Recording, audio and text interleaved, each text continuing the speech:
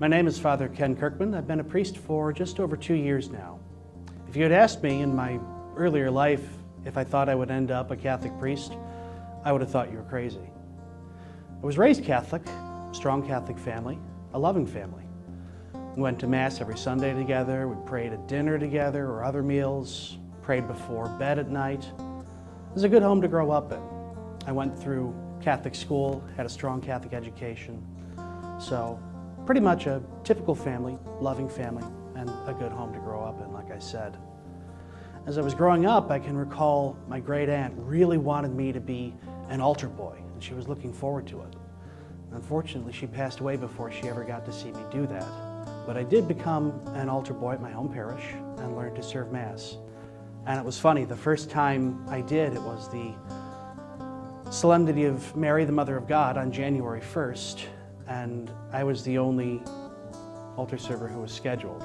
So I ended up flying solo for that. And I loved it.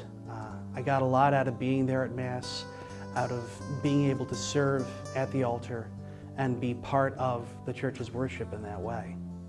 I would continue to be active in my parish as I was growing up. I would eventually learn how to lector, I joined the choir, I became a cantor. So the church was a regular, normal part of my life. I might have gone through a brief rebellious phase here or there, but my heart wasn't in it. I wasn't very good at being rebellious. I guess that was my variety of rebellion. Anyway, as I'm going on through high school, I started to get more involved in campus ministry at my high school and was on the leadership team my senior year, which was a great experience.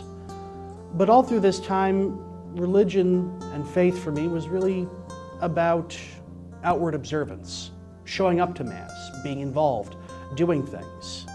It wasn't that my heart wasn't in it, it's just that I really hadn't given myself over to God in a truly meaningful way. So I'd go on to college, and for the first couple of semesters there, I wasn't hostile to the church, but I didn't practice as regularly as I should have. If I was sleeping in on a Sunday, I might not go to Mass. And it had been a long time since I'd gone to confession. Growing up, we would typically go every Advent and every Lent before the two great feasts of the church at Christmas and Easter. And it was the sort of experience where I'd be sitting there in the pew, thinking of what I'd done wrong in the past 6 months and trying to remember everything there was, and the list was usually pretty long. Anyway, in college, I happened to be studying medieval history. It was something I'd been interested in for a long time. I'd had a good level in Latin, so I was able to pursue that pretty much from the get-go. One of the greatest opportunities there was to study the classic work, The Confessions of St. Augustine, with a distinguished professor and a young guy who was also a Trappist monk studying for the priesthood. So this is a pretty involved theological text. It's also the first work of autobiography in the history of Western literature.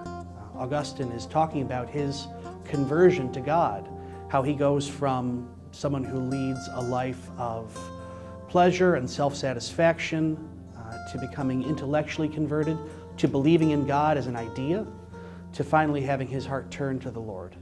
And it's a powerful experience in the Confessions when it happens. He has come to a point where he has to make a decision, and he hears a voice saying, "Take and read." And he opens the scriptures and finds that right in that moment, God is speaking to him personally.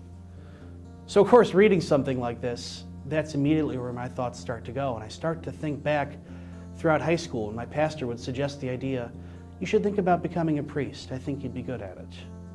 I took it as a compliment back then and would thank him for it, but I had other plans. I'd always assumed I would get married, start a family, and have a job. Although, as I've stated before, I had no idea what that job would be. It seemed like I wanted a different career about every 2 months or so. Anyway, all these things are coming to a head in college, and I get to the point where I'm starting to think, maybe God does want me to be a priest.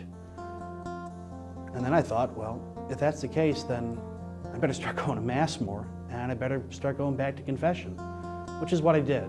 And I was so surprised. It wasn't a negative experience. It wasn't something that made me afraid. It was liberating. I felt free afterwards. So all this has been going on in my heart and in my life, and I'm home one break on Easter, and it's like Easter Monday or the day after, and I finally come to the decision I have to take the next step. I've been thinking about this on my own for so long, and I'm just spinning my wheels at this point. So I called the pastor of my home parish and request a meeting. The next day my mom asks where I'm going to be going for lunch, and I sort of grinned and said, I'm going to be talking to Monsignor about becoming a priest. And as I leave the house, she says, "What?" She was surprised and pleased, and my parents and family were very supportive.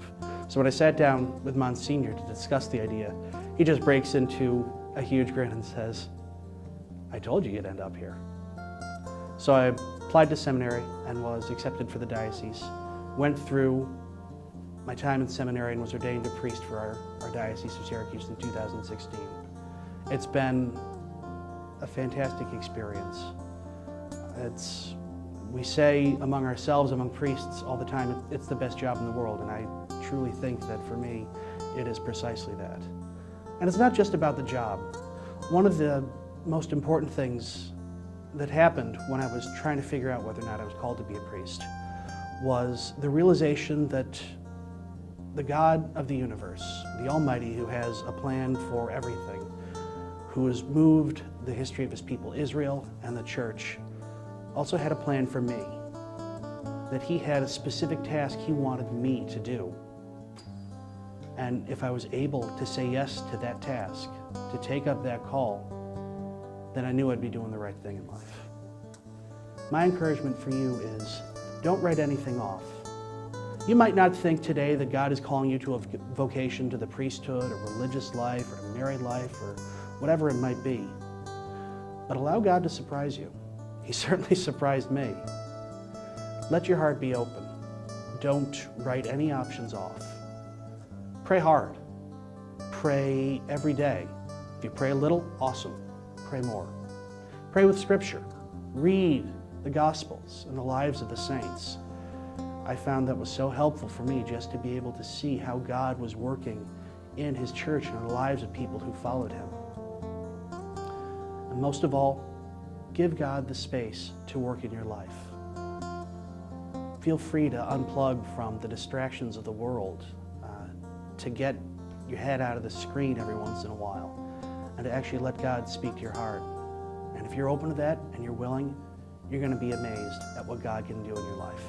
I know I'm amazed at what he's done in mine. I'm Father Ken Kirkman. This is my vocation story.